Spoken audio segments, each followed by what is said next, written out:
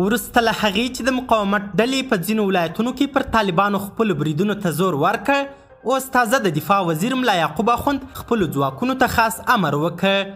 دا چې ملا یعقوب مجاهد خپلو ځواکونو ته څه امر کړی او د پنجشیر ولایت وروستي جزئیات څه دي، ویډیو بشپړ وګورئ، په هر څه به پوه سئ. سلامونه قدرمنو لیدونکو، زموږ مشال پریس یوټیوب چینل ته ښه راغلاست. ملا یعقوب اخوند د ملي اسلامي اردو د تصفیې امر کړی. د طالبانو د دفاع وزیر مولوي محمد یعقوب مجاهد د یوه ځانګړي حکم په ورکولو سره د طالبانو د ملي اسلامي اردو د تصفیې امر کړی. د طالبانو د دفاع وزارت وایي چې په دې اړه ملا یعقوب د طالبانو د دفاع وزارت د سرمفتش مفتي لطف الله حکیمي تر مشرۍ لاندې د ملي اسلامي اردو د لیکو د تصفیې کمیسیون جوړ کړی او یاد سوي کمیسیون رسما په کار پیل کړی دی. ملا یعقوب څه موده مخکې وویل چې د طالبانو په اردو کې تر اوسه څه باندې 1,10,000 جنګیالي جذب کړي دي. معلومه نه ده چې نوموړي او نور طالب چارواکي څنګه ژر د خپلو لیکو په تصفیه کولو اقدام کوي. څه موده مخکې د طالبانو د همدغه سرمفتش په مشرۍ د دوی د ټولو لیکو د تصفیې کمیسیون هم جوړ سوی و چې د طالبانو له لیکو یې د شاوخوا 15,000 نه مطلوبو کسانو د ویستو په اعلان خپله دنده پای ته ورسوله.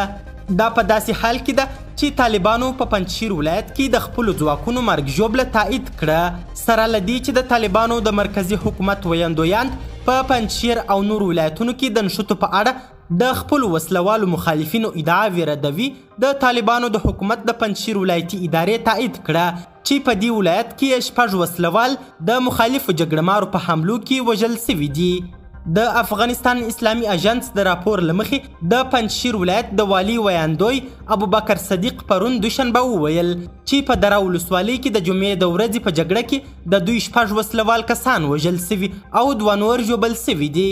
تر دې مخکې وړمه ورځ د مقاومت ملي جبهې د پنجشیر په درې او ابشار ولسوالیو کې له طالبانو سره په مخامخ نښتو کې د 10 وسلوالو طالبانو د وژل کېدو او 6 نورو د ټپي کېدو ادعاوې کړي چې طالبانو هغه رد کړي وي.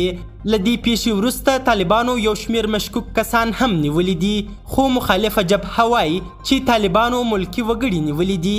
قدرمنو لیدونکو، ډېره زیاته مننه چې ویډیو مو تر اخري شیبه وکتل. د لا زیاتو او نورو خبري مطالبو لپاره زموږ همدغه مشال پریس یوټیوب چینل سبسکرایب کړئ. تر بیا او بلې ویډیو ښه وخت او ښې چارې د الله په امان.